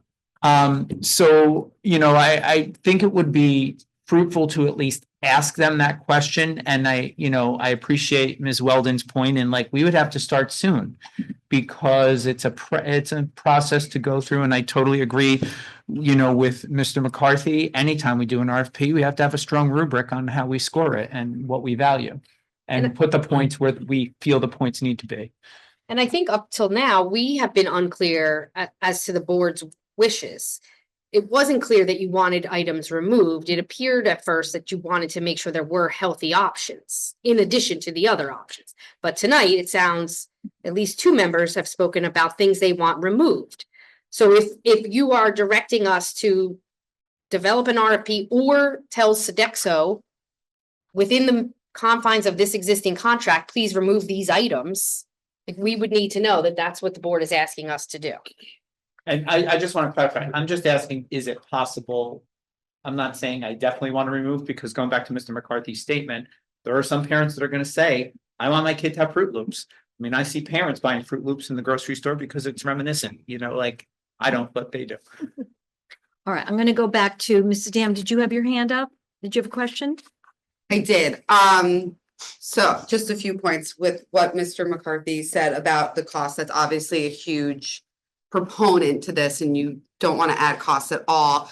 You know, it would be something to look into their programs that have price matching of alternative options to cereal or to other types of grab and goes that might have better ingredients. If we can look into those, or, and Mr. McCarthy, you said this at other board meetings, that parents who are interested in this, who might know other programs that maybe we should be aware of that could be helping our schools, please send emails, please call up, like, I want to hear it, school wants to hear it. So, you know, stuff like that. With Mrs. McGovern, what you said about educating our students, right? 100%.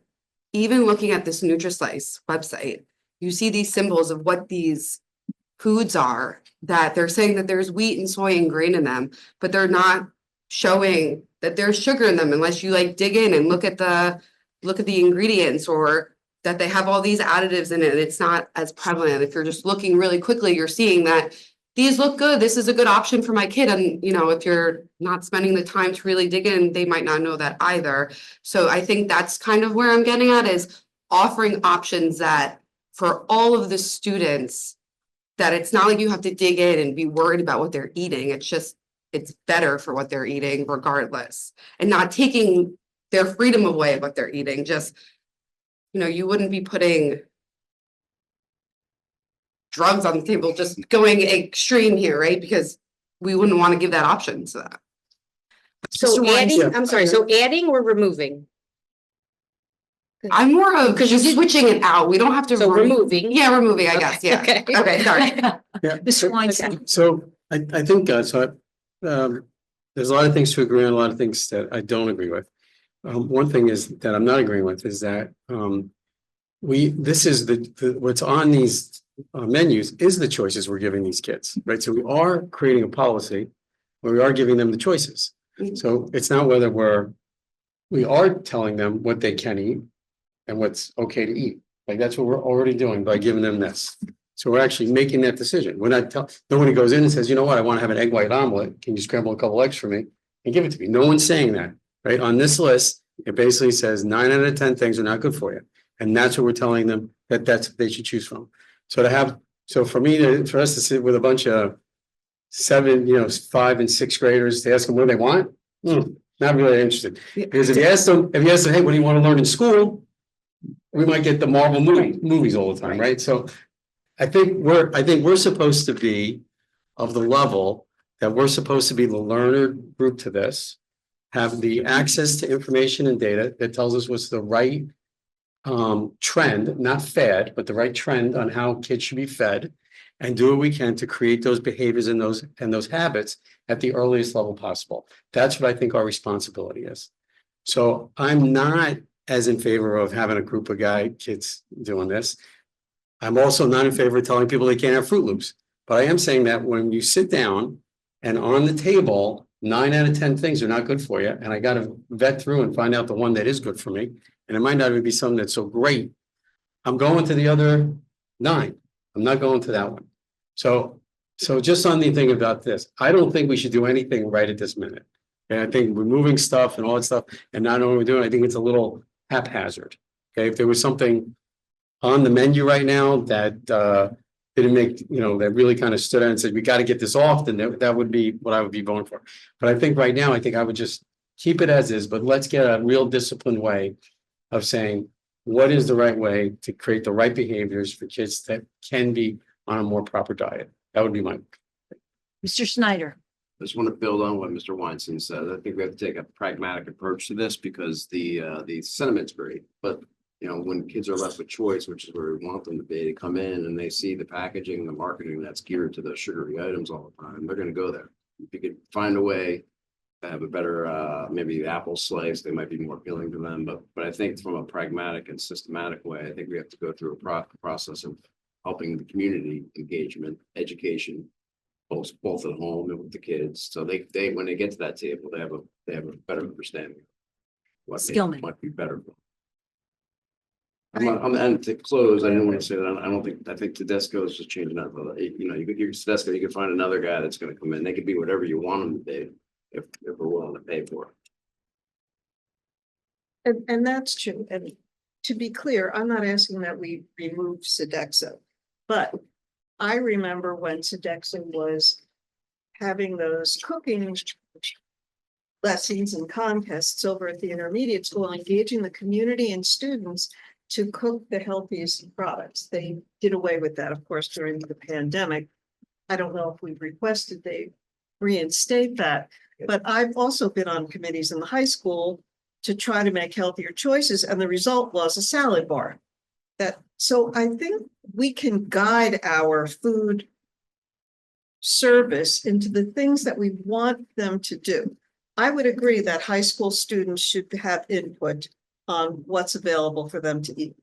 But I would argue that, as Mr. Weinstein said, we're kind of in charge of putting in front of a 3, 4, 5, 6, 7, 8-year-old, here are your choices. They're going to go for the packaging. So I think we need to be very prudent about, and if we do put out an RFP and say, let's eliminate things with red dye and blue dye and offer something in instead, I don't see why Sodexo can't accommodate that. And I don't see how it would increase the cost to parents across the board, because of course, no one wants to do that.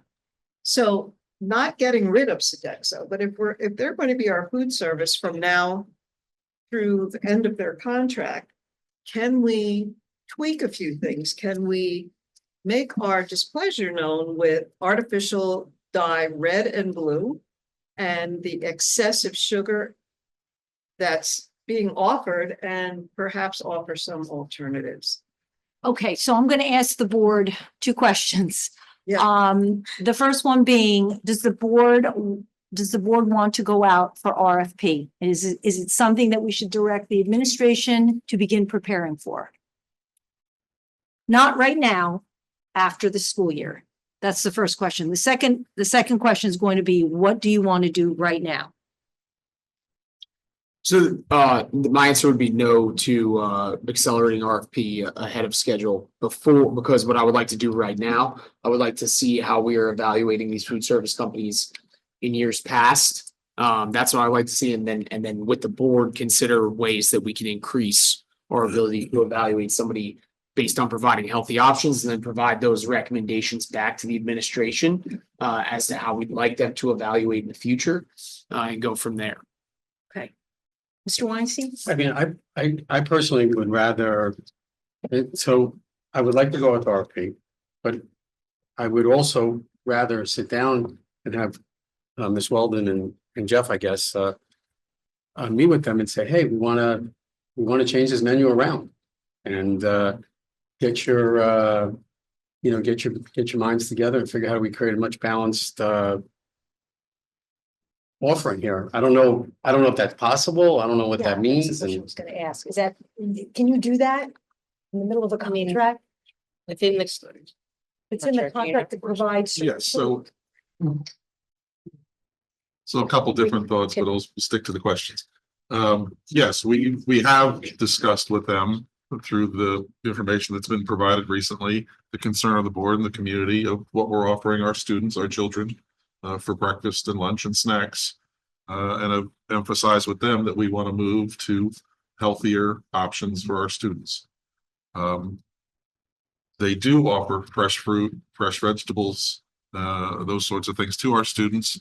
But of course, kids being kids, majority of them are not looking to that. They're looking to other items. I think I may have mentioned in the past that the Department of Agriculture, the Food Nutrition Group, the USDA, look at this similar to a long-term smoking campaign type of approach. So looking at the USDA website recently, you can see that they're pushing regulations that over time are reducing salt and sugar contents by 5% per year, 10% per year, and pushing those standards down to people who participate in the National School Lunch Program, which we do. So they are, slowly making those adjustments, but certainly not as quickly as most people would like to see happen.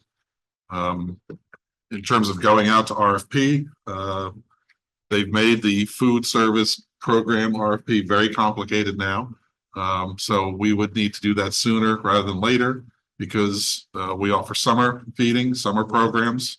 The companies that Sodexo, for example, has to go out and hire staff and hire managers and do that sort of work ahead of time so that come July 1st, they can hit the ground running with staffing and being able to provide services to us. So if that's the board's pleasure, we would need to do that sooner rather than later. In terms of the matrix on the decision making, a lot of that is dictated by the state and by the government. And I would note that we had 2 applicants last year when we went out to RFP, both Sodexo style companies.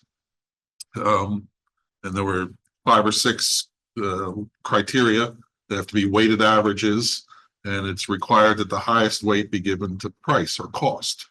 So again, the cost of the food and the cost of these things is a little preeminent in terms of how we're evaluating. Thank you. It's interesting. Yeah. It's McGovern. I'm taking tally, by the way. so- No, that's all right. So do we have in the RFP that we currently have an actual list of all of the food offerings that are included in our price? Let's say we pay our price, we're on the $5 to $7 per student range. And these are, I'm just making numbers here. We're on the $5 to $7 student range for our cost or whatever. And these are what you get for 5 to 7. Now 7 to 9 is here. Now, I'm not saying we're going to 7 to 9, but do we have a list of what we can have? So I would make 2 points. One is we participate in the National Lunch Program. The companies are required to follow the guidelines that they set forth for food service management companies to follow. So we don't have a book upstairs that says here's 50 items that we want you, Rice Krispies, Fruit Loops, and whatever, Pop-Tarts, and that those are banned and these other things that we want. We just know that we participate in this program. This national program has requirements and regulations associated with it in terms of the nutritional values that are being offered in meals. And that's what the food service management companies are required to follow. We also, in terms of what you mentioned about cost, we're in a fixed price program. So Sodexo looks at the cost of the meal, the cost of management and all the other costs that go into running this program, and they set that as a cost per meal. So we're really paying sort of an all-in cost based on that concept. So I know we've said that this is the board's a policymaking board and all of this stuff. I would also venture to say that when we've been in food service, RFPs before or discussions before. We've done it through finance and we've done like a couple of people, meet with them and explain what we really want. So while I can appreciate, you know, Ms. Weldon trying to get all of our opinions or whatever and trying to find a direction to go, I personally don't think it's the worst idea. And I usually don't say this, but the worst idea to get a couple of ad hoc people to have a meeting to discuss with Sodexo, even if our thought is, okay, we have Cinnamon Toast Crunch 3 days a week. And on the day we have Cinnamon Toast Crunch is also honey graham crackers and Fruit Loops, or a double chocolate chip muffin and a blueberry muffin. But on the one day that it's like sausage, egg, and cheese bagel, we also have string cheese and a strawberry yogurt cup. So I would say, if you take Fruit Loops and Cinnamon Toast Crunch out of both being offered on one day and take a yogurt cup and move it, you know, moving things around so that there is a healthy with a grain or whatever, Yeah. you know, and I'm not gonna say I understand, but I'm saying that yes, in some cases I can say that this is an overreach of the board, but in a lot of cases I can say that it's not. Because if we are deciding that we're gonna go to healthier in any sort of option, I think that listening to, and I've said it now twice, figuring out on Thursday when it's sausage, egg, and cheese, 0 kids buy breakfast. But on Tuesday, when it's Cinnamon Toast Crunch, the entire school buys breakfast, you know, and trying to gauge, and I'm sure they try and gauge this too, because they're not going to just put stuff out there that no kids are going to eat. So they gauge the sausage, egg, and cheese is probably more exciting than, you know, the egg and cheese or whatever, you know, it's like they know which ones they've had success with and they haven't. And I think having a conversation with just a couple of people to be able to report back is, you're shaking your head no, but I don't think that we should overstep our role as board members. There's no harm in having an ad hoc committee meet and decide what they want to do. And then, of course, include Ms. Weldon and Mr. Hastings in there and direct them, you know, come to the board and then direct them to go and speak to. I'll respectfully disagree with that. So that's I think- fine. And which That's fine. I normally don't. And I think that there's many things that are overstepping and getting into the role of our staff that that Ms. Weldon is in charge of. And, you know, in a lot of ways, Mr. Hastings is in charge of the Sodexo staff. But the Sodexo staff is a third-party person that comes into our schools and feeds our children. So when you're hiring somebody from the outside to come in and do it, and I listen, I like Sodexo, and I think Sodexo has a lot of promise, and I think that the people at the head of Sodexo appreciate, you know, what is happening here. Even just walking past them in the hallways of Atlantic City. I agree You with know, you. and- I know they do. Right. But the right way to do it is to have the administration speak to them. And I think if I may just add to that, I think even if we were to talk further about your idea, I still don't think that just a small group of board members here knows what the will of the board is yet. Right. And that's okay. We're in this process of everyone sharing how they feel about this. Eventually, we have to get to direct and some consensus. Because we have, as Mr. Hastings just said, he has expressed to them, and I have as well, that there's some discontent. But this is what they gave us. And so, Right, and I think we're in the early stage of them now responding. and they may never get to where certain people are hoping they will get because of how it works. As Mr. Dalton just said, they follow the USDA National Lunch Program nutritional standards. That's their barometer of what they must do. And we must use a provider that follows those standards. Those are the guidelines that are in place right now. If we as a board are trying to go beyond the federal guidelines, then that has to be established and the board has to agree that that's the direction we're going in.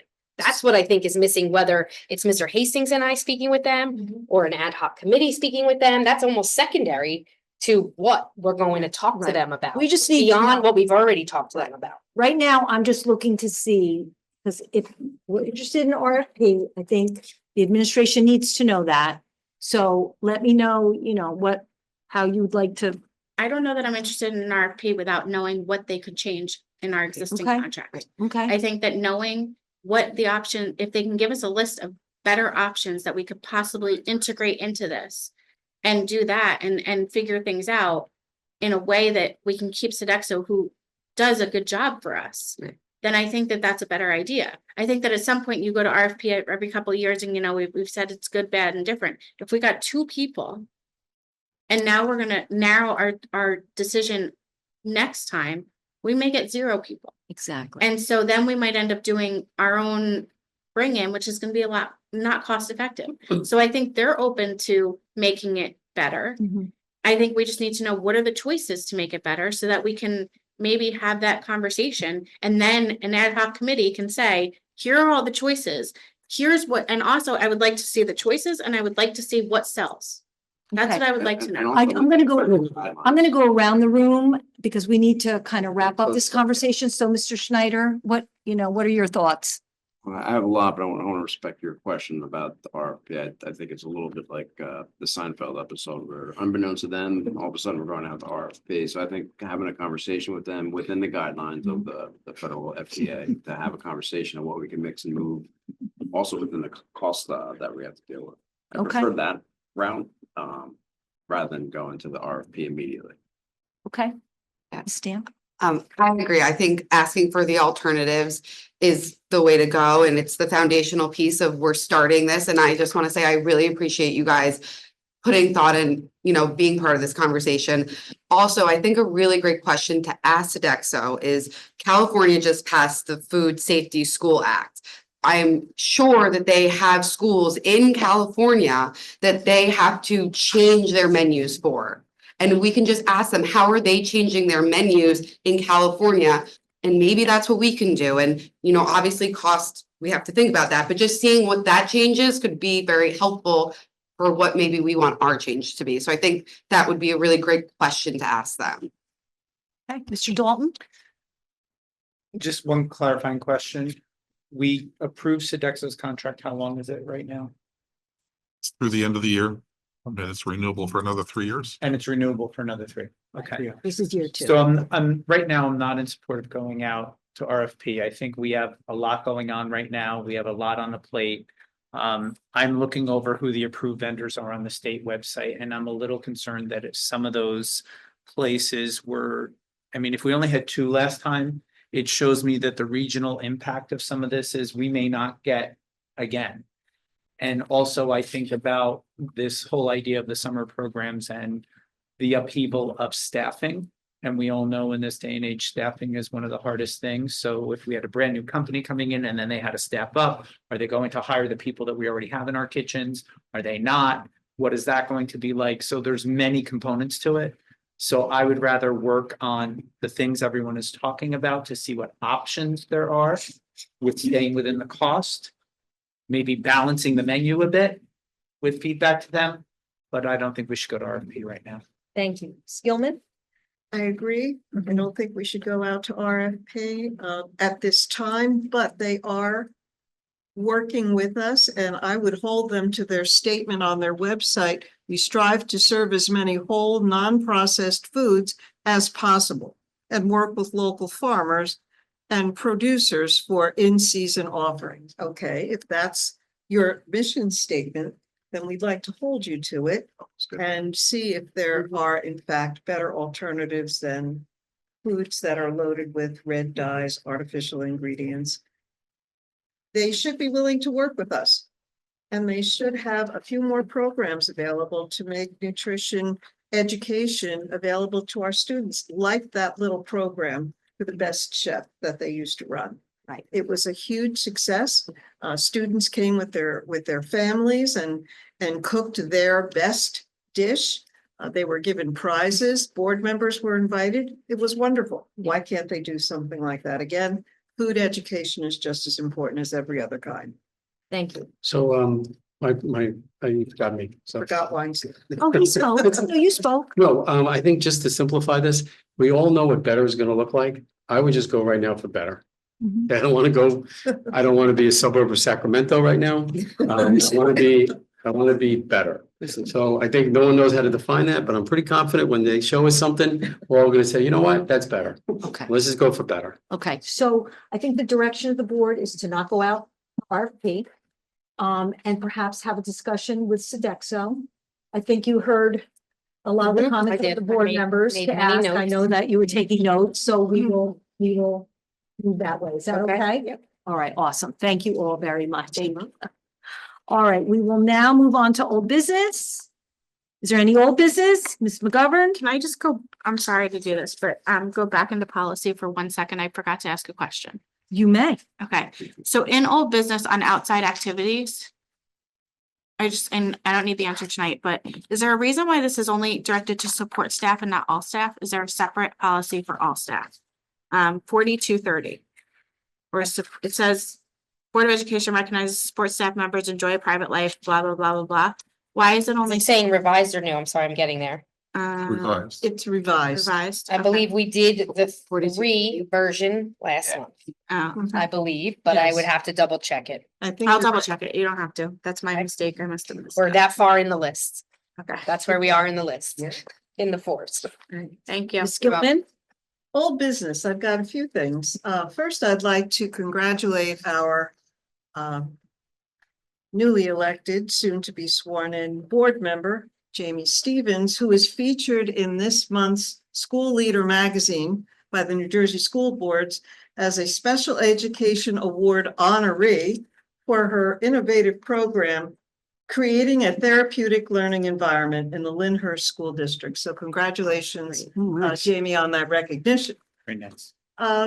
Also, I'd like to congratulate Dr. Hannah. Several of us were able to sit in as she defended her dissertation to achieve her doctoral degree, and that was really a wonderful thing to experience, and I know she'll be a real asset to our community, our school community. And finally, if you received the latest issue of Community Magazine, there was an article about the Fulfill Food Bank, and it was written by one of our graduates, Miss Emma Sylvia. And I was very proud of her for writing that. So we have much to be proud of. That's great. Thank you so much for your comments. Do you have your hand up? No. Anyone else for old business? All right, we'll move on to new business. Anyone for new business? Mr. I Weinstein? just want to congratulate you two for Yes. winning your title election. Very nice. Nicely done. So you'll nail that. It was a tough one. I actually kept one of the signs. Did you? Yeah, sure. I mean, just as a reminder that if anyone runs against you, you gotta put a sign up. Election. I still have about 70 of those. Any other new business? Good question. All right, we're going to move on to public comment on any item. I just want to remind the public that it's not a question and answer session. Specific questions can be directed to the administration. Superintendent's contact information is on the podium, and we encourage you to contact her with any questions. There's no one in the room. So Ms. Conway, is there anyone in the queue? Yes, Madam President, Alex Hayes. Please go ahead. Hi, hopefully I am unmuted. You can hear me? Yes. Ken? Okay. I missed much of this meeting because life gets in the way, so I can't wait to watch it upon on YouTube, maybe in a day or so. But I did want to say it is refreshing seeing some of the school board members, suggesting proposals, having some new ideas, speaking up about their novel ideas. But good luck getting anything accomplished or changed when you're in the minority. So it really isn't much of a shock that certain board members tonight tried to mansplain, how to properly make changes in the district and how to go about policy implementation. So it's a fascinating discussion here over the last 25 minutes. It's interesting how some people said you don't think you should overstep your role as a school board members. And obviously that's subjective because sometimes you all want to do that. And then sometimes you say, oh, we can't govern on a day-to-day basis. So fascinating listening to this. I'd love to see changes of how you do things. Wholesale changes by this school board is a rarity. So it'd be nice to see any sort of progress in terms of health and nutrition. Someone did say, though, that they heard there were parents complaining about the healthy options for snacks. And that's what, precipitated some of this, wanting to make some changes. So that leads me to just be curious how many comments you've received about the math curriculum, for example, in comparison to the nutrition stats of the district. You guys talked for over 25 minutes about the nutritional and Sodexo and what our food offerings are. But it really would be nice if this Board of Ed talked more about the math curriculums in the district compared to how much time you just spent. I'm pretty sure it's safe to say that you all have talked more about the food than our failing math curriculums. As a parent, we can have better, healthier lunches. Sure, that's a great thing, but I'd rather have kids read and be on math grade level, and that's something we don't currently have. Thank you. Thank you, Ms. Hayes. We do encourage you to go back and watch the meeting on YouTube. Is there anyone else, Ms. Conway, in the queue? No, Madam President, there are no further commenters. Hey, may I please have a motion to adjourn? Motion to adjourn. Second. Thank you so much. Meeting is adjourned. Have a great night, everyone.